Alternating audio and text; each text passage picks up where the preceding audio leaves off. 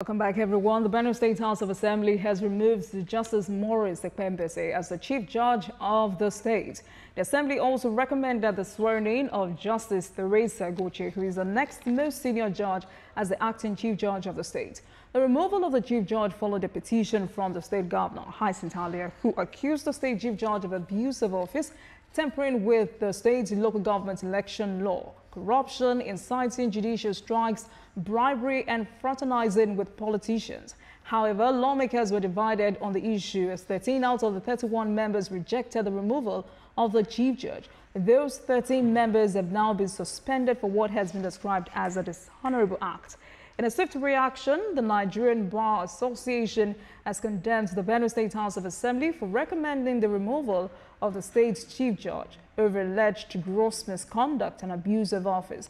Meanwhile, in a latest development, the NJC have affirmed that Justice Maurice Ekpembese remains the Chief Judge of Benue State. Tonight, joining me virtually on the program are two gentlemen from the Benue State House of Assembly, Honorable Sati Tisa, the House Majority Leader, and Honorable Samuel Ismail Agada, member representing Ogbadibo constituency. Also joining us tonight is a legal practitioner, Wilson Yoshe. He joins me from our Abuja studio. Good evening to you, gentlemen. Thank you very much for coming on Politics Tonight. Thank you very much. It's a pleasure.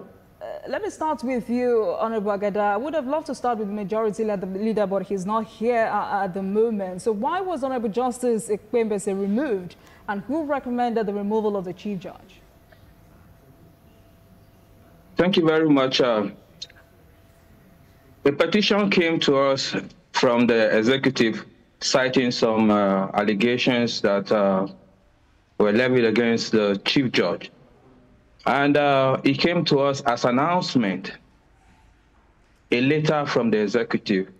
And we felt, okay, this letter came in today, and no members have a copy of this allegation for us to peruse and see.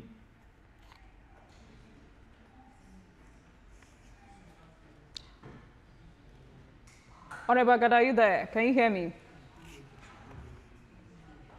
Oh, that was an announcement. Please go ahead. I can hear you. Yes, taking a motion for the removal of the Chief Judge. All this, the removal of a Chief Judge has process, and we all know that it's not within our power to begin this process of a removal of a Chief Judge. And some of us who raise an objection were not given any opportunity to make our case. We raised a point of order. We were not allowed to talk. The video is there.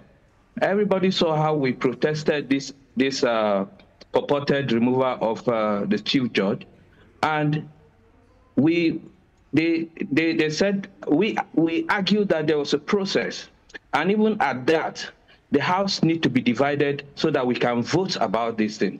Eventually, they hit to the agreement that we should divide the House so that there could be some sort of voting. The law stipulated, our standing rules stipulated that when the House is divided, those who voted for should be counted, and those who voted against should also be counted. In this case, those who voted for were just counted, and some members, even the speaker during the plenary, the emergency plenary that they had today, that they didn't even invite 13 of us. He confessed to the fact that some members raised 2 hands up. So they counted multiple hands and did not count the other hands that are against the motion that was moved. So we felt it was not correct. Our people elected us to do the right thing. We swore an oath to uphold and defend the Constitution of Nigeria. All right, and this is not what it's saying. When this abracadabra happened, did you raise any objection to that effect? We did. We raised a point of order. We raised the Constitution of Nigeria, citing point of order, but the Speaker did not give us the privilege to speak. He vetoed and decided that the 23 purported counting that they did should stand, and even they counter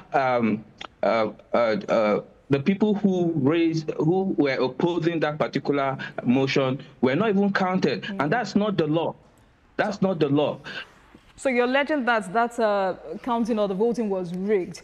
But also, why has the House suspended you and the other 12 lawmakers? We left, the House was adjourned that we are going to resume on the 25th of March. Only for us to wake up this morning, a lot of thugs and police took over the Benue State House of Assembly complex that there's going to be a sitting. We were not invited. We were not informed as usual, through the usual process of inviting us if there was an emergency sitting or not. We were not told anything, only for us to hear on air that we, the 13 of us, are suspended from the assembly. On what ground? For carrying out our constitutional duty and responsibility as a people representing our people to speak and also represent them. We express the view of our people. Something that is not correct, it is not correct. We must not sugarcoat anything. So our people called us and say, you were part of this illegality. And we came out openly and we said, no, this thing, if we keep quiet, it will seem as if we're part of this illegality. Let us hold a press conference. So holding a press conference to tell our people that, no, that counting was not what was actually supposed to be done. Our votes were not counted, our voice were not heard. Our constituency did not participate in that purported removal of the Chief Justice. So we held a press conference and we told the world that we're not part of it. That is the reason why we are being suspended from the House. You know, first you've raised an allegation and you've alleged that the counting was rigged. But if the other faction, I mean, the other lawmakers are saying there were 23 in numbers, I mean, constitutionally that makes 2/3 of the entire members of the House of Assembly. 23 against what number? 23 against what number? They didn't count the other numbers. If you record it, your reporters are there live, and other media organizations were there. And that was why I asked if you raised an objection when that happened. We did. We did. We raised an objection. We raised a point of order, but the Speaker did not give us any opportunity to air our opinions. All right. So let me stay with you before I go to Barrister Wilson. Did you reject any money that should have made you vote in favor of that removal? There are allegations that all the 32 members of the House were allegedly bribed to remove the Chief Judge, and that some of you rejected the money, and that's the reason you voted against the removal of the Chief Judge. Is that correct? For some of us, they know that they cannot try us with that kind of fishy deals. So they did not even bother to call us, because we'll stand by the truth and we'll tell them that this thing they are doing is not correct. So I was not even invited to that meeting where they were offered money. But some members returned the money because they just called them into a place and gave them book to sign and showed them money. They felt it was money for the assembly or money for our foreign trip or something.